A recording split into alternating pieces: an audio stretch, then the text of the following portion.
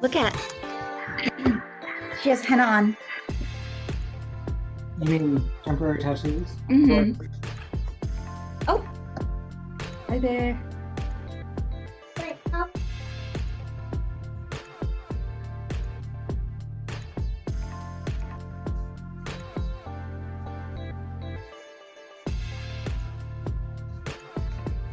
Hi, Mita.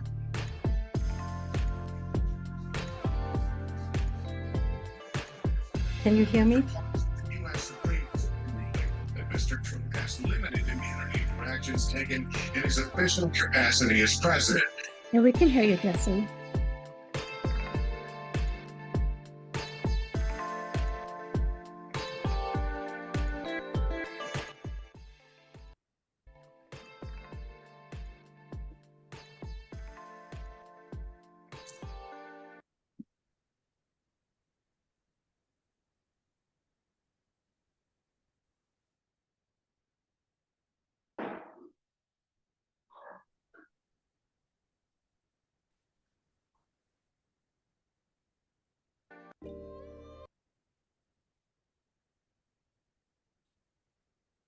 Hello, everyone. Thank you so much for joining the call and welcome to the Kaurs Reimagine launch party.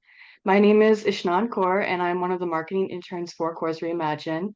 I currently study public relations and information systems at the University of Maryland. The team and I are so excited to be meeting with the community online and in person to have rich discussions about the book. I have my co-host and fellow intern Annika on the call today as well, who will introduce herself now. Hi everyone, I'm Annika and I'm also a Kaurs Reimagine intern. I just want to take a moment to say that I love this book and the incredible stories within it. Each narrative is truly so powerful and inspiring. It's been an honor to be part of this amazing team. Currently, I go to the University of Florida and I'm in my third year majoring in computer science with a minor in digital arts. I'll be managing the online chat and prompts during our launch party today. We encourage everyone to be interactive in the chat, and please feel free to respond and ask questions in the chat for our writers, because after every writer shares, I'll be picking a question from the chat to ask during the live Q&A session. Remember, this is a safe space for everyone, so please be respectful and kind in your comments. I truly encourage you all to participate and engage during the party, even if it's just through the little reaction buttons at the bottom, because we want to hear from everyone.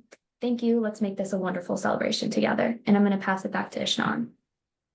Thank you, Annika. And now I want to give a breakdown of our agenda for tonight, and then we can get started. You'll all first hear from our editor, Mita Gore. She'll share more about how our book launch has gone so far, and then we will share our theme for this launch party, and our selected writers for tonight will share more about their stories. We will also discuss our curriculum guides for Kaurs Reimagine, which are sets of discussion questions created to engage in thoughtful conversations around the book. And be sure to stay towards the end because we will also be giving an exciting giveaway to someone who is active on our Zoom chat. And now I want to hand things off to our editor, Mita.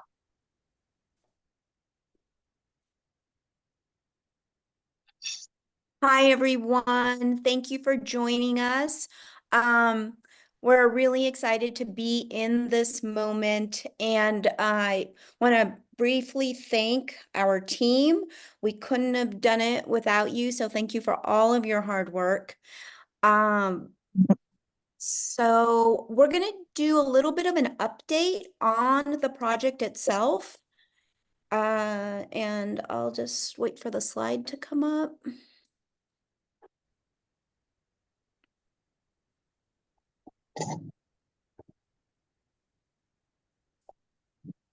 Already, Mita. Okay. Okay, so let's see. I'm not seeing it on my end. So I don't know what's happening.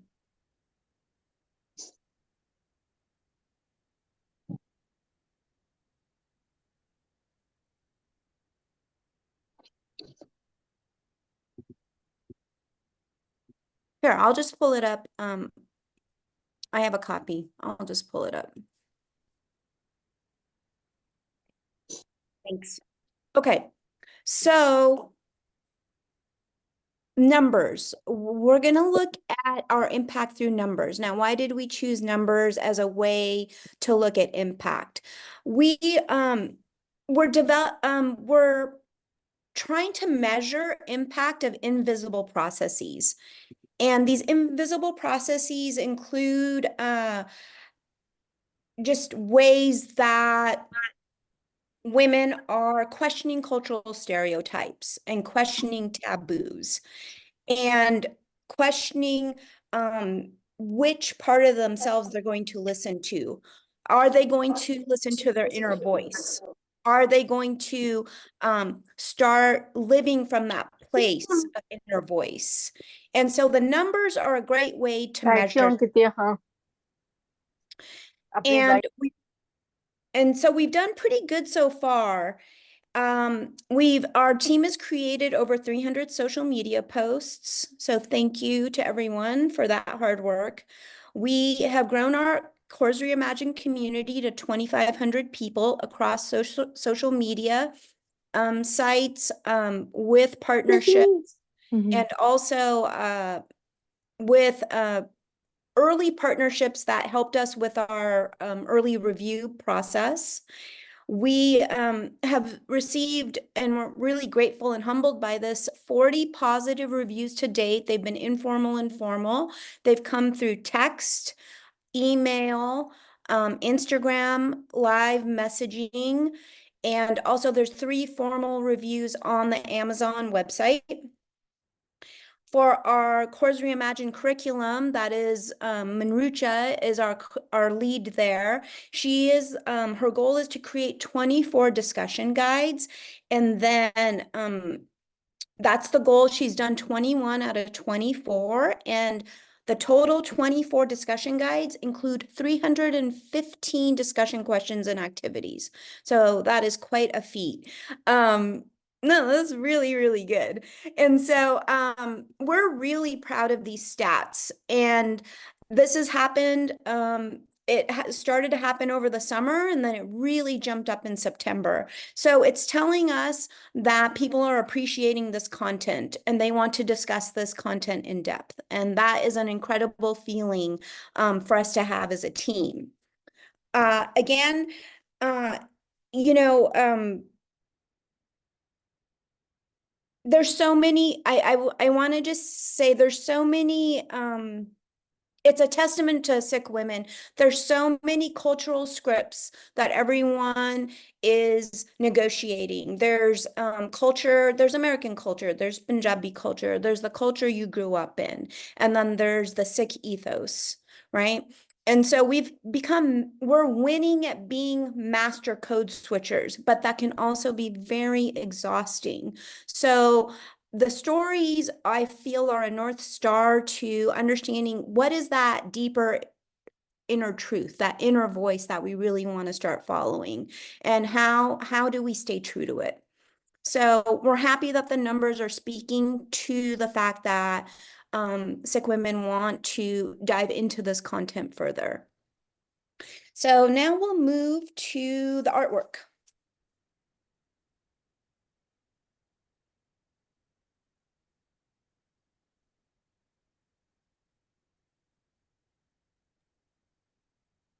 Okay, so the artwork was created by Kaurs. She's a Canadian artist, and Sonia and I worked very closely with her. We had a vision in mind, and she was amazing at executing all the details of the visions in our minds and then out onto the page. So that was pretty amazing. Wow. One of her philosophies is, and this is probably why we picked her, is she employs the art of metaphor and symbolism to revolutionize our relationship to nature and spirituality. Now, we love that. We love that relationship between nature and spirituality. Um, if you look at the image of the writer, the natural landscape, it serves as a metaphor that is not only representing her external world, but the harmony and peace that she is experiencing in her inner world by following her inner truth. Now, how is she accomplishing this? She's accomplishing this by having a very intimate and deep connection to Waheguru. And she's also cultivating that deep connection to herself, that deep self-trust. And between those two, um, I would like to call them sources of power for Sikhs. Her internal world is reflected in her external world. And that becomes a powerful statement for just any Sikh, Kaur or Singh, to have your inner world reflected in your outer world. Nature becomes a symbol for home, for protection, for abundance. Nature is a place for just true acceptance, awe, inspiration, energy, rising energy, and growth. So the blooms and everything are also reflective of the writer's growth.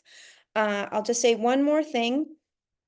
The blue horse is a nod to Guru Gobind Singh Ji. We feel that all Kaurs and Singhs are daughters and sons to Guru Gobind Singh Ji.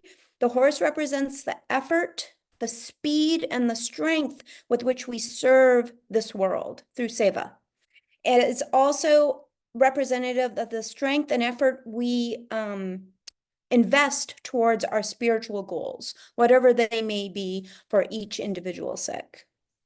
Finally, we feel that the writer has everything she needs. She has everything she needs. It's all within her. Some may be asking, in modern society, where's her cell phone? I personally think she doesn't even need her cell phone. She's got her horse. She's got all the riches and jewels within her, the wisdom, the knowledge, the love from her family and her ancestors that all exists. That living treasure chest lives within all of us. And I feel like we just want to keep tapping into that more and more. And that is it on the artwork. I will come back towards the end and I'm going to hand it back to Ishnan. Thank you. Thanks, Meeta. And now we would like to introduce all of the writers that we have for tonight. Our theme for this launch party is Gifts to the Community. Each of the stories and writers of Kaurs Reimagine has lessons or gifts to offer to our community. Our writers will share their gifts with you tonight. At this point, I want to encourage everyone to use the chat to be interactive and share your thoughts as the writers speak. We're so excited to hear from all of you and want this launch party to be an interactive and open space. We have 5 featured writers that we'll be hearing from in depth tonight. We also have other writers on the call if you all could give a quick wave. And now our featured writers for tonight will provide a short summary of their story, their reason or why behind writing their story, and the moment in their story that they're giving to us as a piece of wisdom or a gift. Our first highlighted writer for tonight is Sonia Gore, who wrote the story titled Lights, Camera, Action. Thank you, Ishnan. Hi, everyone. My name is Sonia Gore. I live in Connecticut with my husband and 3 kids who are 9, 12, and 16. The Kaurs Reimagine project, I love projects that fill a void, that create something that's much needed, that doesn't exist. And it's even more fulfilling when that project helps uplift our community. And I know personally the time and love put in by Meeta, along with Abhinash and Vineet, into this project, and I'm just excited to play a small role in it. So as Ishnan mentioned, my story is called Lights, Camera, Action. My story is one of the lighter ones in the book. It's more of a relatable story, and I take you along on my parenting journey. I share all of the feelings that go along with it, but specifically the guilt that comes with motherhood, and also finding avenues back to the person I was before becoming responsible for 3 children. And I mix in memories of my journey along with messages I've shared as a social media content creator in the motherhood space. So I let people into my life initially as a brand new mom at the age of 27. I was an introvert. I had no real friends in the area, devoted all of my time to my oldest child and nurturing his little brain, while also running a business from home and just trying to juggle the two. I'm going to actually read a couple excerpts as well. So this is from my story. When our first child was born, he was the center of our universe. I read The Whole Brain Child and found ways to nurture every facet of his developing mind. His toys were meticulously categorized, and each day I planned out a sensory bin for him, taking into account different activities that would stimulate his growing mind. I also share what it was like when my second child was born and how different his upbringing was because I now had to juggle work, my older son, having a husband working longer hours. I remember begrudgingly having to wake up our younger son from his peaceful naps every day to rush out the door to pick up his older brother from preschool. Each time I saw him reluctantly come out of his deep slumber, I felt a pang of guilt, knowing his older brother was allowed to rest for as long as his body needed when he was the same age.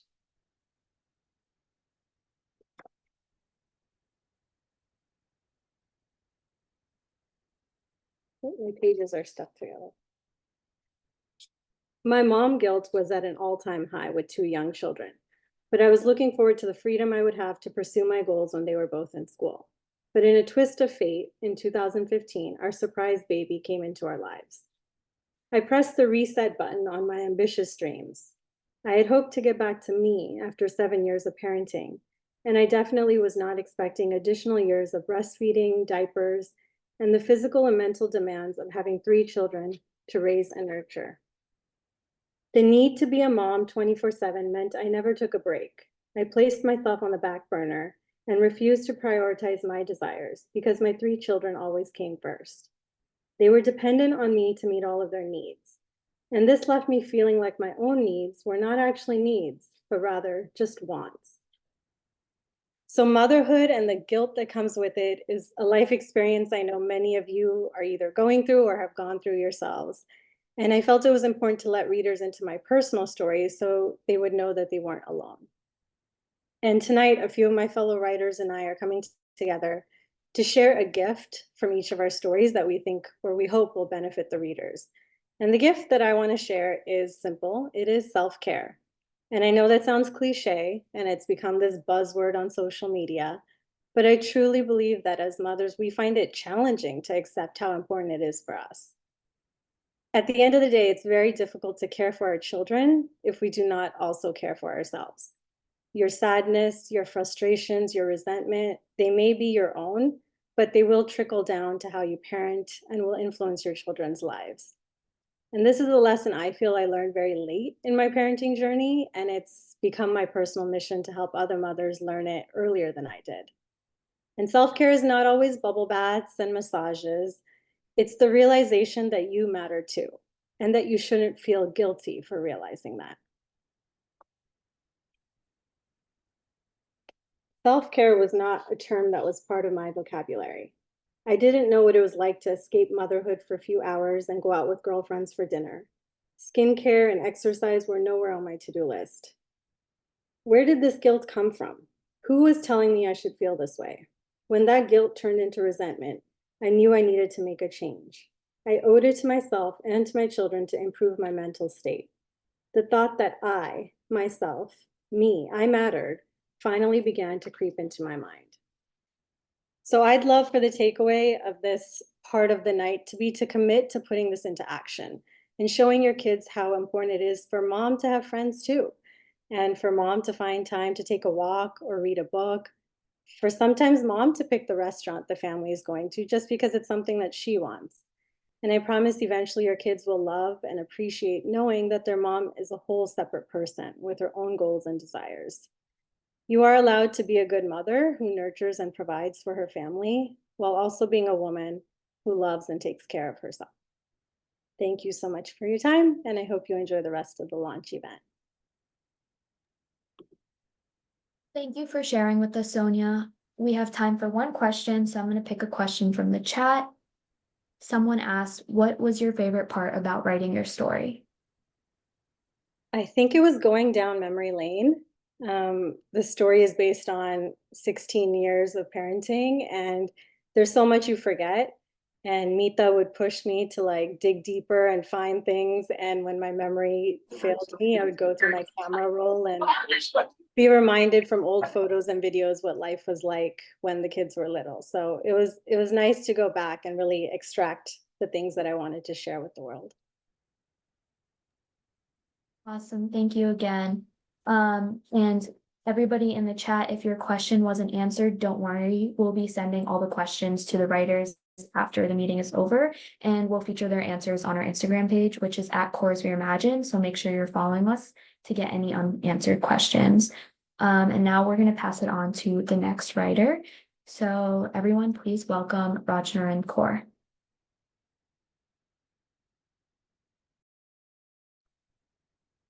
Vaheguru Ji Ka Khalsa, Vaheguru Ji Ki Fateh.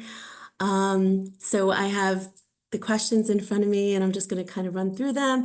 I really hear a lot from Sonia and have a lot of relatable items in there, and that I have 3 children as well, 3 boys.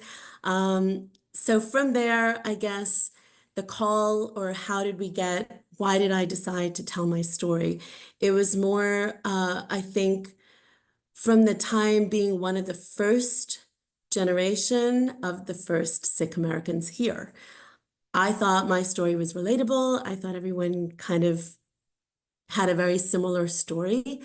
And as growing up, I was involved in the community, spoke a lot at camps and conferences and retreats, and would share my experiences and my perspectives. During that process, I started to realize that maybe my approach or my perspective, my story was a little bit unique. And I would always hear, Benji, please, you need to publish your experiences. You need to get it out there. You have to tell your story so that people can relate and learn from. So 4 years ago, during COVID, the call to action came from Kaurs Reimagine.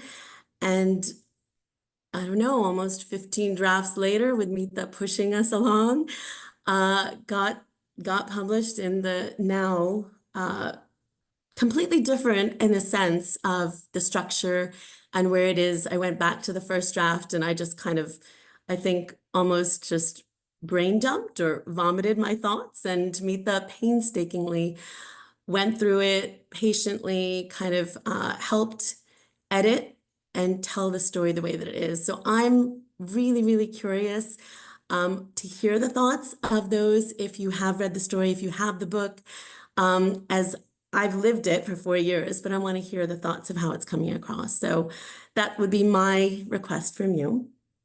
My story is entitled Lars of Love, and it's staged within my son's The Starbandi. I see Sikhi everywhere. So for me, the Lars are the layers of me. As a daughter, as a sister, as a wife, as a mother, as a employee, as a professional. So from that, I'm now pivoting. And I've pivoted with no set destination. There's no defined audience. It's just maybe my passion, my skills, my experience that's driving me. And it's me following and taking every opportunity, flowing in Hukum, in a sense, accepting Hukum and moving forward. And maybe not understanding that there is this bigger picture, that maybe I want something, but maybe it's not right for me. So it's really just taking Hukum and going through with it. So that is my story. It goes through layers of the Dastar Bandi ceremony, which is a proud mommy moment.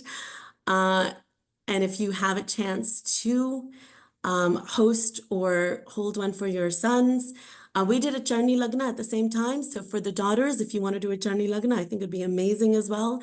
It's just an amazing thing to bring to the Sangat and have everyone around you. It's just love. It's pure love. I mean, we felt so much of the community around us. So that's my story.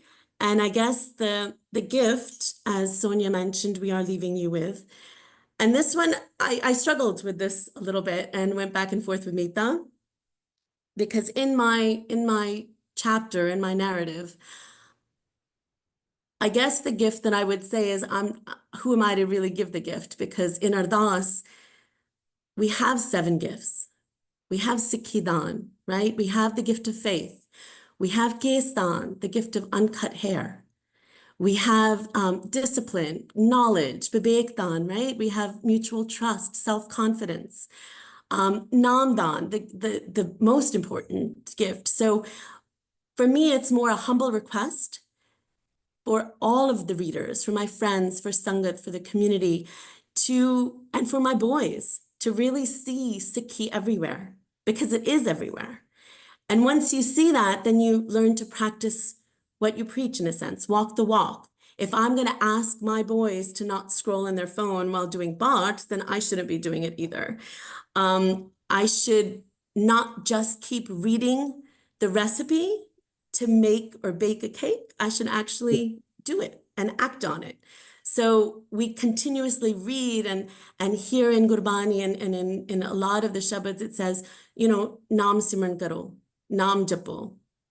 But how many of us are actually doing it? So for me, it's really reading the recipe, acting on it, executing, and paro, suno, mano, kamao, all of that to me is my gift to you, to really understand and take away and see Sikhi in everything, whether it's me in my university teaching or whether it's me in corporate America. I see Sikhi everywhere. I see it in Little People, I see it in Kung Fu Panda, I see it in Braveheart. So that's what my story is about. Thank you. Waheguru Ji Khalsa, Waheguru Ji Fateh. Thank you. I'm going to pull a question from the chat. Someone is asking, how did you and your husband navigate decisions about priorities coming from very different upbringings? That is a question and an answer that I actually have in the chapter.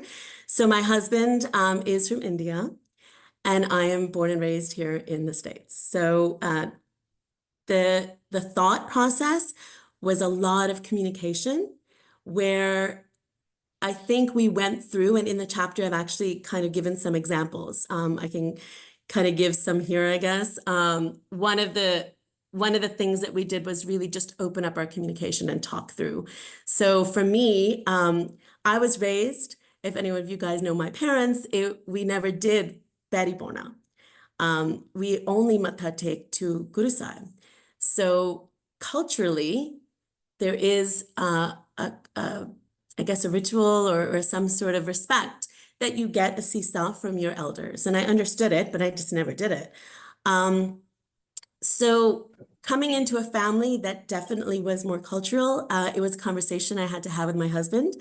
And we came to the agreement that I would do up to a certain point, and I would only do for his father. I wouldn't do for his brothers or the rest of the family. It was more love and respect for his dad. And it was only halfway down, and then his father understood, and then he was like, you don't need to do it anymore. So it was fine. It was just communication. It's all about talking through, being transparent, knowing what you want, and being able to communicate that and trust your husband to be able to have that conversation. Thank you for sharing. Now we're going to welcome our next writer. Please, everyone, welcome Gurpreet Kaur Pabam. Thank you so much, Waheguru Ji Ka Khalsa, Waheguru Ji Ki Fateh. I'm Gurpreet Kaur, and I grew up in Chicago, and I live and practice in the San Francisco Bay Area, California. And I come from a diverse background shaped by my relationships with my loved ones, past and present, my faith, my career as a physician, and my personal journey through silence and sound. And what pulled me towards the Kaurs Reimagine project, initially, my first story published about 10 years ago in Mita's first book, her name is Kaur, The Spark of Life. And it really opened my eyes to how women in our community are longing for expression and for connection with others just like them. And the feedback that I received was really very eye-opening about the number of women across the globe who didn't know me, strangers contacting me and telling me privately how my story resonated with them, with their own experience, and they've been lonely and suffering in silence. And they felt like they had found a friend to help normalize their experience and that they're not an anomaly. And the initial story was about my experience through my loss of my newborn twin boys. So, and through I realized that I was not alone in this experience either, as more and more people contacted me. And when I found out about Kaurs Reimagine project, naturally, because, based on my experience with how important it was for me to know that I'm not alone in sharing this experience and neither are others, and that sharing our stories can illuminate the path for others. It can foster a collective healing that honors both of our struggles and our triumphs, and most importantly, breaks the silence. And the silence that is culturally ingrained in us and stifles our growth, not only as individuals or as women, but as a society, women being the matriarchs of the society who shape and deliver our future. Really, we determine how the kids are shaped, and how our families' values are shaped, and in the most essential voices are being stifled. And so this project made it really important for me to be able to verbalize my experience from my voice, and we need more women from our community to step forward, as the contributions and leadership of Sikh women are not widely expressed or acknowledged even in the literature. And women as matriarchs are powerful, talented, passionate, and yet our voices are often underrepresented in shaping the narrative of Sikhi and our place in society. So it was really important for me to be able to share my experience as an experience, not the only experience, but one of many, and that as individuals, we all have our own experiences, and we need to listen to those internal voices because those are real.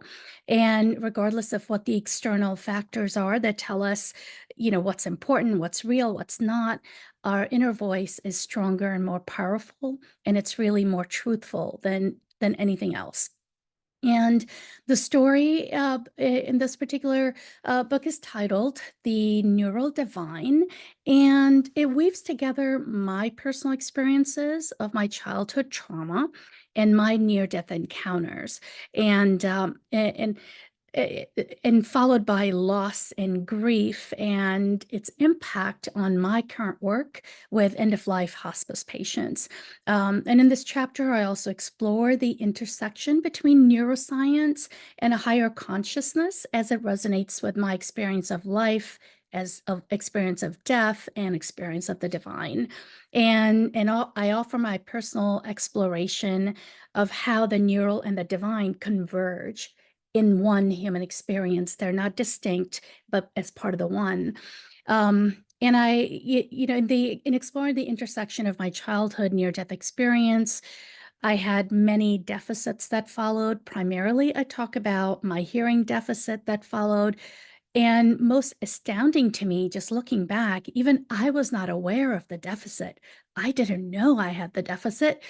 I was struggling to keep up with those around me.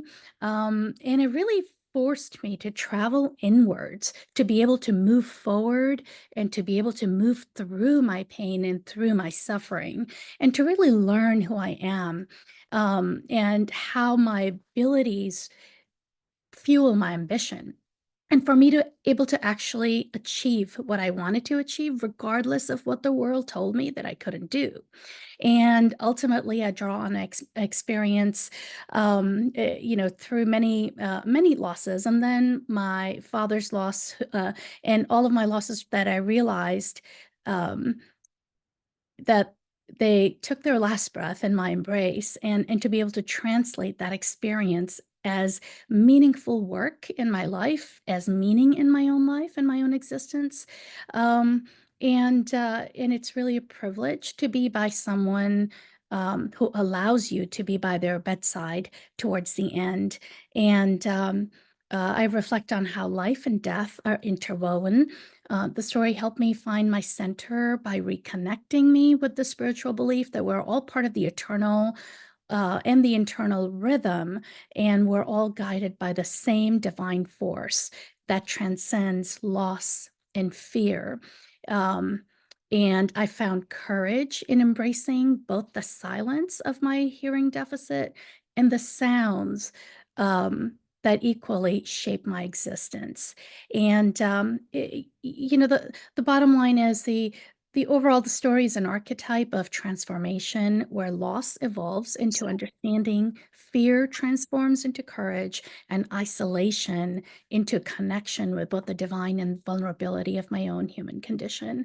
Um, and I hope that the story conveys to the reader that mortality is not an end, but rather a profound source of inspiration and growth that can transform our understanding of why we exist, um, and it, and we are connected far beyond what we can perceive or what we do perceive to be real. And I hope the reader walks away with a perspective on the interconnectedness of the mind, body, and the soul. And it's not just a cliche. These truly are interconnected, and they impact how we care for ourselves and for each other. And thinking of what are some of the gifts from the story, that there's so many lessons that I learned for myself that I hope that you can explore as you read the chapter as well.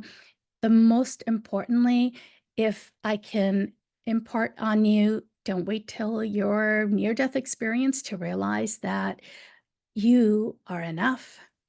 You are not alone. Um, and the divine is always with you, and we're part of the continuum. And the only divisions amongst each other are the ones that we create for ourselves.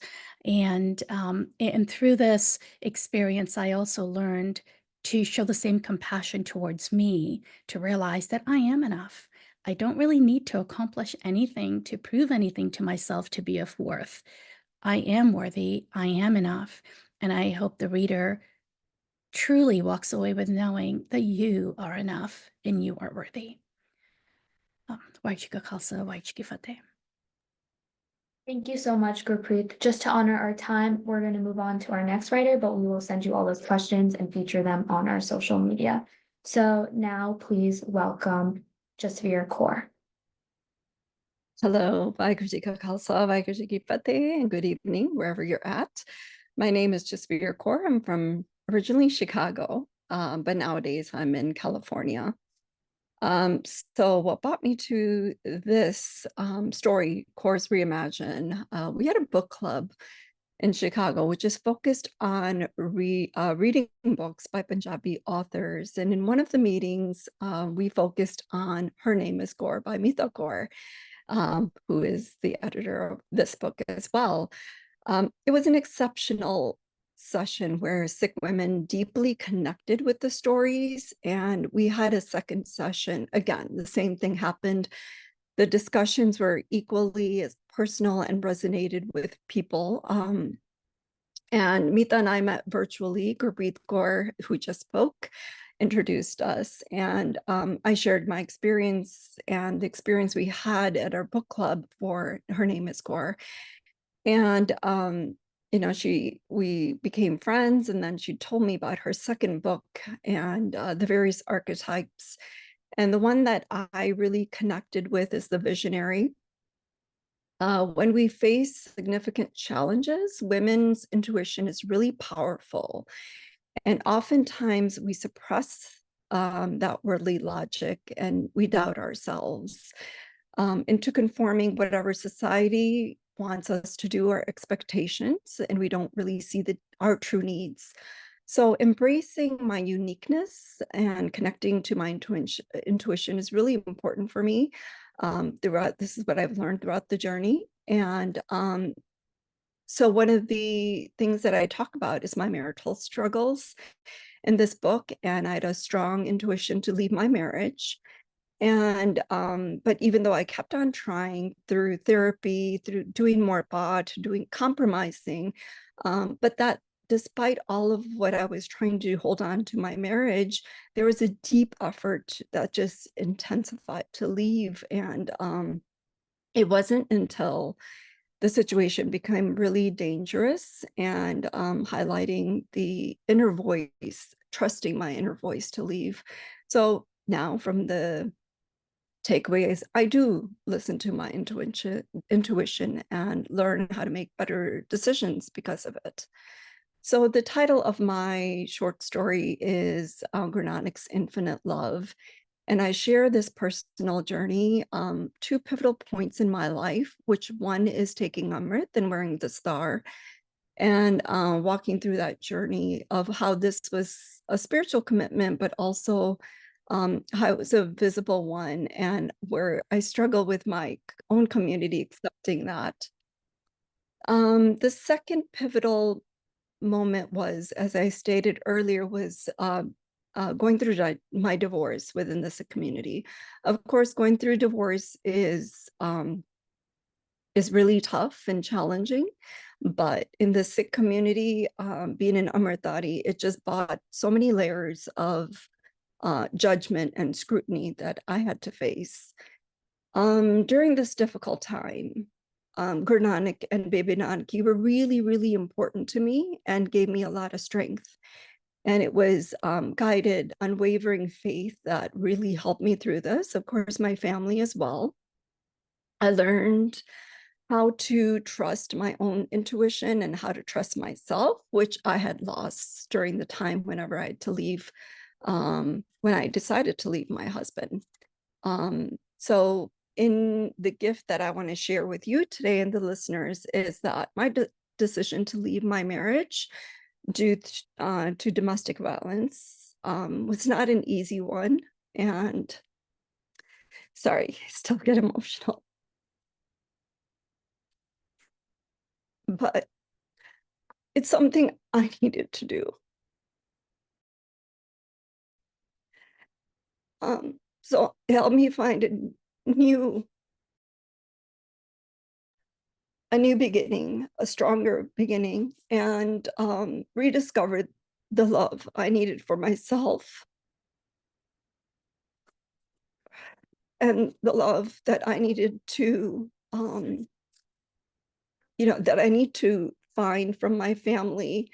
And it's the guided love that Guru Nanak Dev Ji that I talk about in Baby Nanaki, how Baby Nanaki was a warrior. And throughout the journey, this really helped me transform. Of course, it wasn't an easy transformation, and it allowed me to love myself and gave me an opportunity to grow. So I apologize, I didn't mean to get emotional. So the takeaway gift I want you to know and share is that there's always opportunity for growth. There's challenges you will face in life, which could shatter you, but use it as an opportunity to grow and to make a better self. Thank you. Thank you so much for sharing with us today. We're going to move on to our final writer. Everyone, please welcome Indira Ahluwalia. Vaheguru Ji da Khalsa, Vaheguru Ji di Fateh. First, just love to everybody that's written their truth. I know it's not easy. I know it takes courage, and and emotions are pure, and emotions are necessary to help us grow. So thank you also to Meeta for creating this space where we can all be safe in our own vulnerabilities. So really grateful to Meeta. My name is Indira Ahluwalia. I live in Northern Virginia, and I'm really just grateful to be part of this community that Meeta has created. When Meeta reached out to be a part of this, she brought with her the history of the success of Her Name is Kaur and her vision for truth-centered storytelling. What really drew me to do this is the experience we're all having right now, to feel and participate and fully belong within the power of the feminine energy, and to be part of this sisterhood where we can be safe talking about things we don't talk about in our community. So this is the reason I think that Meeta and each of us writers have come together, so we can open this up in a way that allows us all to be free. The title of my story is The Power Within. In my life, as in everybody else's lives, we all have so many chapters. As I wrote this story, I started with being a Sikh in Calcutta. I then went on to becoming an Indian in Sterling, then a woman in the world. And then as life continued on in my 30s, facing my own mortality of being diagnosed and still living with advanced breast cancer, I had the benefit of finding myself in that journey and also choosing divorce and becoming a single parent to 2 very young kids.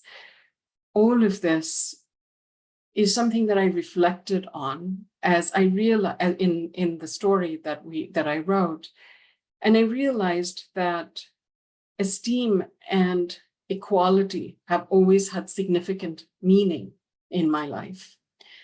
So in the chapter that I've written, or the story that I've written, really speaks to the fact that in our lives we have many chapters. And my father once said, the page you're on seems to be the most important one. Like there isn't anything more, nothing better. But when you turn the page, a new chapter can start. So as you walk through the chapters, one realizes that there is a key message or learning in each chapter for us. As our lives progress in our unique blueprint, for me, esteem and equality, that the divine has created this platform for in this life for me, or our circumstances or my circumstances have curated for me, I realize that there is a framework within which my life is progressing. But I've also realized that it is our responsibility to look at our chapters, to understand what we have experienced. The goal is to build self-awareness, to build consciousness, and to build self-acceptance. It isn't seeing ourselves as worthy, as many of the other writers have said, as seeing ourselves as good, as enough. We own our own power. By getting comfortable in our own power, as women, as people, we don't even recognize the power we have within. So let me say again, by getting comfortable in our own power, we build trust in ourselves, and we can learn how to live with our own full truth. What I have discovered in the gift that I have received in my life and that I'd like to share is the secret of our power lies in our self-acceptance. It is in seeing and accepting all the different parts of ourselves, the good, the bad, the not enough, the enough, the self-impositions, the societal impositions, all the different parts of ourselves. When we see it, when we accept it, we actually become whole. And when you become whole, you become strong. And then you are able. Then you can. And I am 100% confident that while the discovery of the self-discovery is one of the hardest challenges we go through, we are all able, and we absolutely can, and have every faith that we will. So with that, I just again want to give thanks. And in the interest of time, I won't do the reading, but would be happy to give the time back. Thank you so much, Indira. I'm going to pass it back to my co-host Ishnan to wrap things up more. Thank you so much to each of our writers today for sharing their stories and their gifts with us. The team and I feel so fulfilled to have worked with such inspirational and strong women in the making of this book. And now I want to pass it on to Manrucha, our curriculum lead.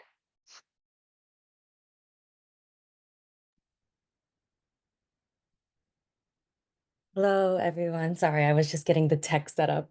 But I think my slides are up. Let me know if they're not. Okay, awesome, cool. But Sat Shri Akal, everyone. My name is Manrucha Kaur. I am absolute beyond blessed. It's hard to follow like the amazing writers and everything that they were speaking to. But I'm only going to take up a bit of your time tonight. I am the curriculum lead for the Kaurs Reimagine project. A little about myself. I am a former teacher. I taught in kindergarten all the way up till high school. And I currently work at the University of Pennsylvania as a talent and development consultant.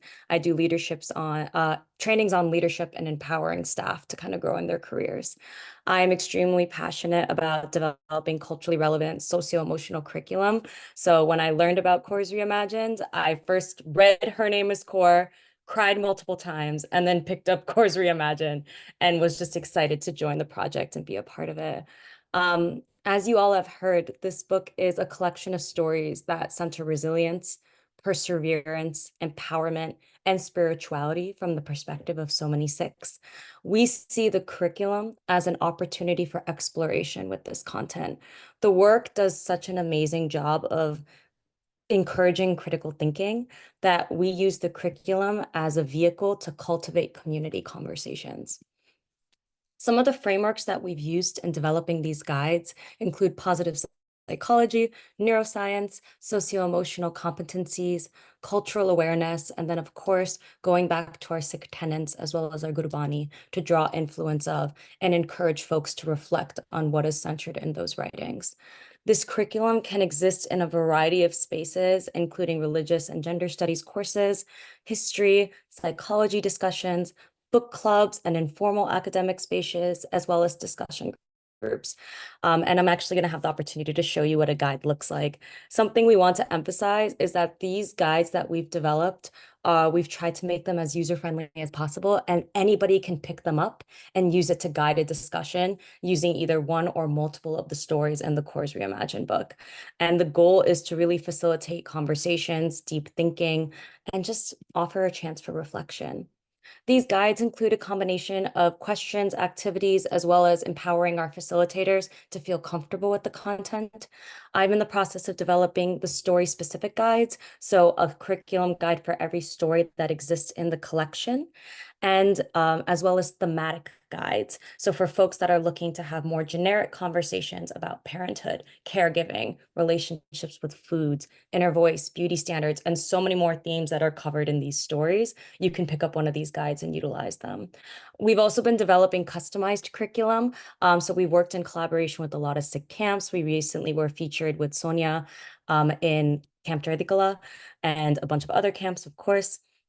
We've also been used in different book clubs, as well as college classrooms and K-12 spaces. And like we said, they exist in the classroom, outside the classroom, at your dinner table, with your friends. These guides live everywhere. I'm actually going to have the opportunity to show you what one of our thematic guides look like.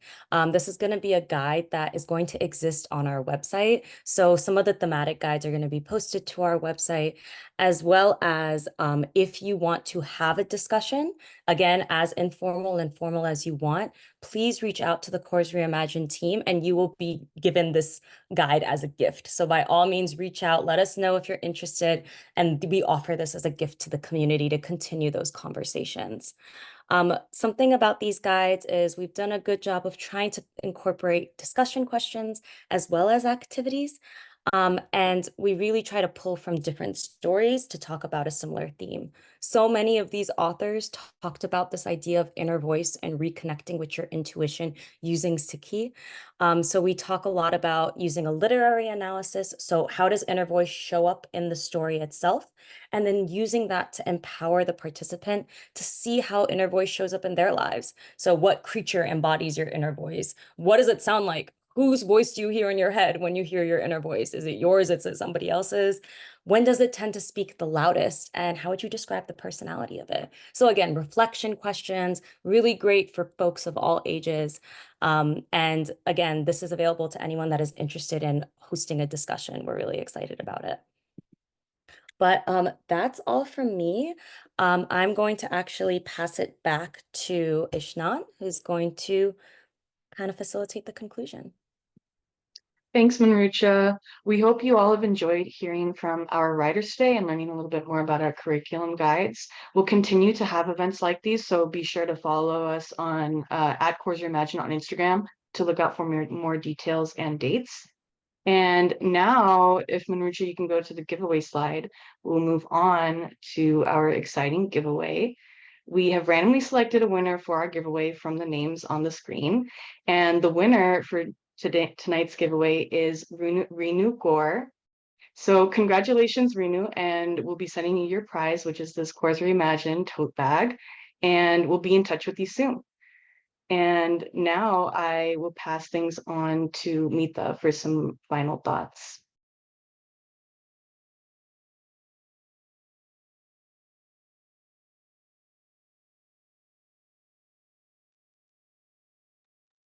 Mita, you're muted.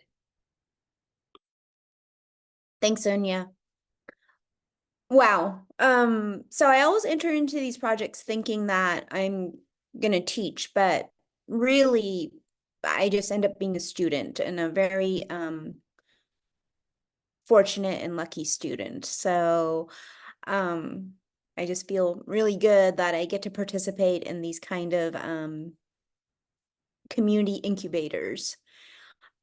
So you've heard from our beautiful writers, and the metaphor that keeps coming up, the writers have heard this probably at nauseum, and others have probably heard it from me as well, is I always think of the caterpillar in the cocoon. When these spiritual transformations are taking place, it internally can be messy when you're growing wings outside of your back, and you know, that process is taking place, and you're learning what sovereignty is, you're learning what deep self-trust is, making mistakes, being very forgiving of yourself, and then moving forward, those wings continue to sprout. And also letting your sister caterpillars witnessing their transformation as well. They need your support. They need your trust in them to make sure that they understand that it's okay to see all parts of themselves. And through that, you know, the transformation happens and we're all flying. I think we belong to a beautiful heritage. We're blessed that we have these tools to work with that are given to us by our gurus. And now we have this beautiful and brave slate of writers who are expressing Sikhi through their stories. We look forward to having more deep dive discussions where we'll be engaging audience in a lot of interactive activities and exercises and prompts, as Manrucha had laid out. And that is it. Thank you for joining us for our celebration. We feel really good about our work to date, and we're 9:30 on the dot. We did it. We're really happy. We 1 hour. Okay, we're at 9:31, but thank you so much. And we look forward to hearing from our community. We look forward to hearing our community members' voices, because this is collective wisdom. This is a treasure chest. And the more we hear from our cores, and then hopefully we can encourage our sings, the more we learn and just better off we are, and the strength we build as a community is incredible. So thank you, everyone. Have a great night, and we look forward to seeing you at our next webinars.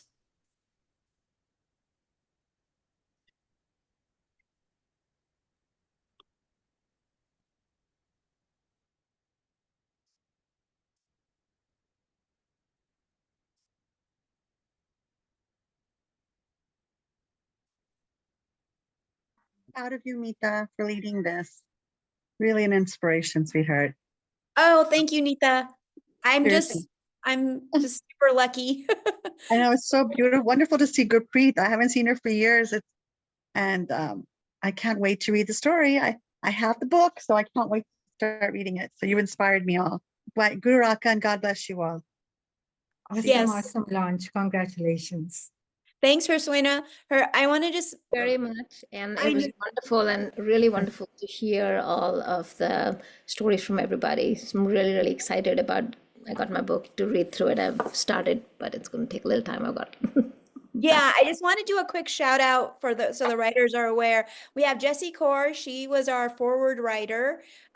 She just, I mean, it was like she just was in awe of all the work, and she just really wrote an incredible forward. Her Suena Kaur was one of our early reviewers, and I mean, she came at it with fire, with courage. She was really good about saying, I know these women have courage, so let's try to extract it from them in their stories. So, two very strong cores are with us right now, and yeah. So, Jessie Hersuena will talk more.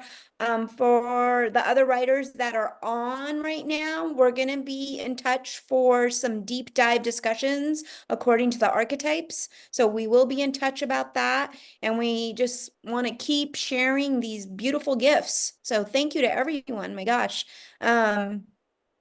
Congratulations, Mita Kaur and the team. I read the entire book, and Guru Kripa Rakhan on each and every one of you. You guys are doing amazing work.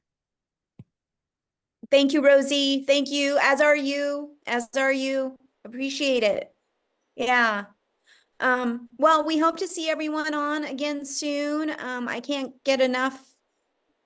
I seem to can't get enough of listening to Sikh women. So we'll just keep doing that. And I think it's really nice that everyone's coming to these forums with strong and centered voice. It's amazing. Okay. Yeah. Hi, Soina. Hey, Jessie, how are you doing? Haven't seen you in a long time. I know. This Good has to been a have great this. connection through this book. We'll Yes. talk more. Good night, Absolutely. everybody. Thank you so much. Thank you again, Jessie. Yeah, we'll talk. We'll talk. Okay. Thank So, you. can the team just stay just for a minute?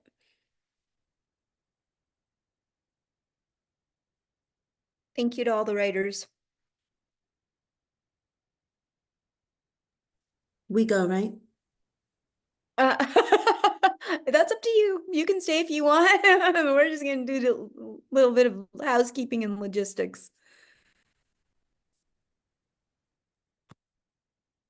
I think maybe some people didn't leave the Zoom, but we can manually remove them. Yeah, we can shift them. I say we'll just go down the list and just shift them in the Okay. room. Yeah, that's a good idea. Okay, people are still trying to enter, which is interesting. So when we put them in the waiting room, they'll pop up as wanting to get back in. So just, okay. just leave them. You're like, Nita, you're We just undoing leave it. them. They'll be fine. They'll figure it out and then they'll leave. That's what happened with my kids. They just figure it out at some point and then they go. So. Thank you, Jaspir. You did great. Never apologize. Never apologize for. Yeah, no, I usually hold it together and I just never know. You are amazing. You are absolutely cool. Thank Big hug to you. Big hug. Thank you. Thank you guys. Appreciate it. I just want to say thank you, and I'll depart as well, but thank you guys so much for this space. Thank you for all your hard work, everyone. I really appreciate it. Have a good night. Take care. Thank you. Bye, guys. Good night. Bye.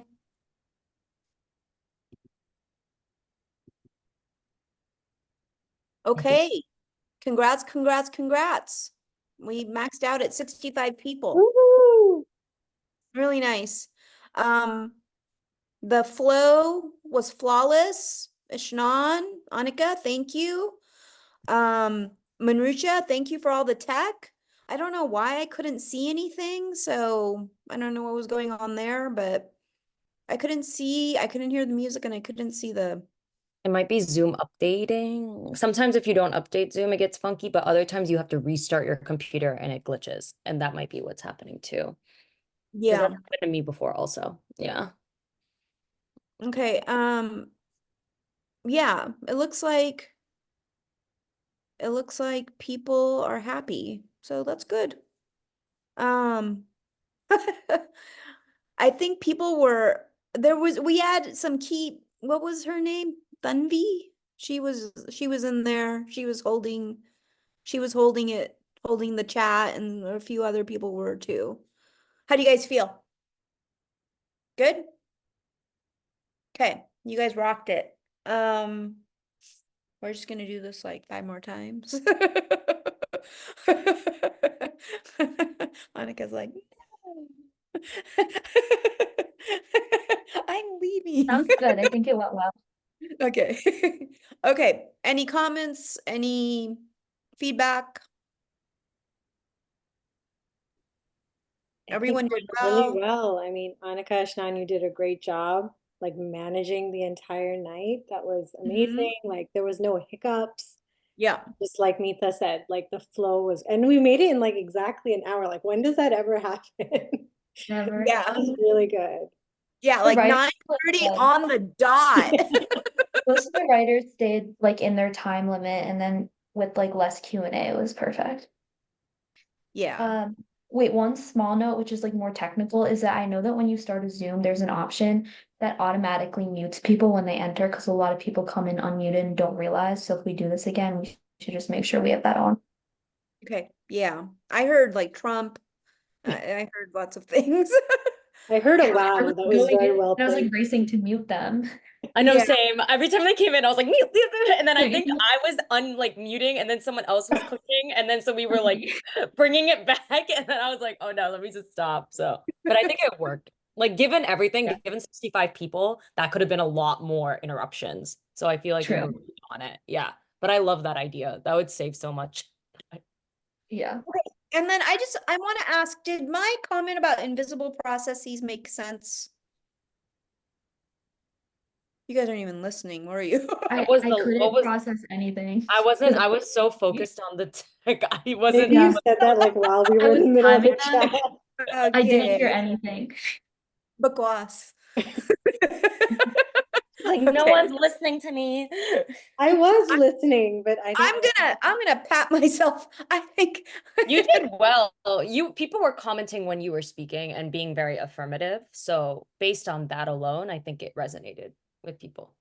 Well, and I'm seeing one woman said, "Oh, amazing launch this evening. I enjoyed meeting the writers and receiving their gifts to us." No, that's perfect. Beautiful. That's perfect. Yeah. Is Okay. that a text message? Yeah, it's from Simi Sethi. Can you screenshot it and text it? I can blur out her name, but that'd be nice to share in stories. Yeah. Okay. Here.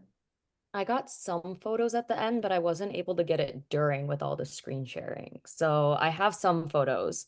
Got a bunch. Okay, amazing. Like, Amazing. but I got them like of like not every person, but I got Yeah. some.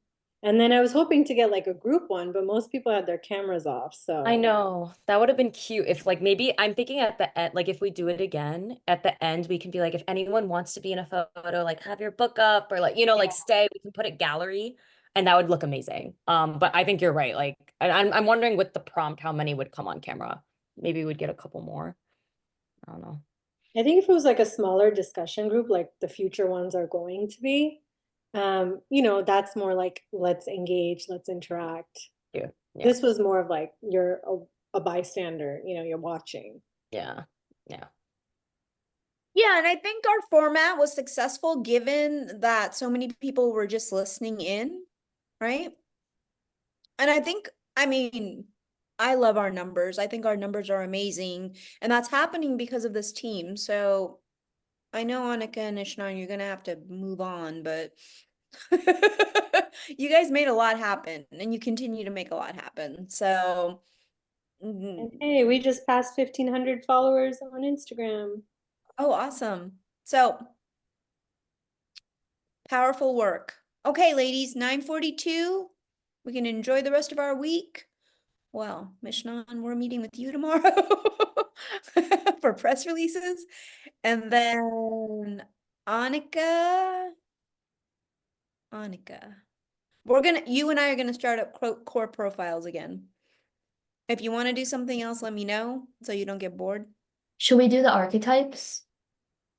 Hmm? If we're gonna be like doing meetings about that, maybe we can. We can start that up. Yeah, we're thinking about highlighting the mother in November. That's what Sonia and I are talking about. Perfect. Motherhood, yeah. The CDC, Center for Disease Control. No, it wasn't CDC. Sorry, wrong federal person. It was the Surgeon General, Murthy. He said the most stressed out people in our society right now are mothers. It's like some crazy number. And then the second group is teens. So I think we'll have a good discussion. I don't know if college kids are in that Yeah. bucket. Yeah, okay. There we go. Probably. Okay. Yeah. Okay, so Annika, we can start, yeah, we can start that up. We still have a lot of work to do. Is everyone in a good place? Everyone feels happy, satisfied? Yeah, you're moving the needle, people. Feel good. It's good. Breaking silences, breaking taboos, and dismantling cultural stereotypes. That's powerful work. Okay. On that note, good night. Good night. Bye, everyone. Good night. Bye. Bye.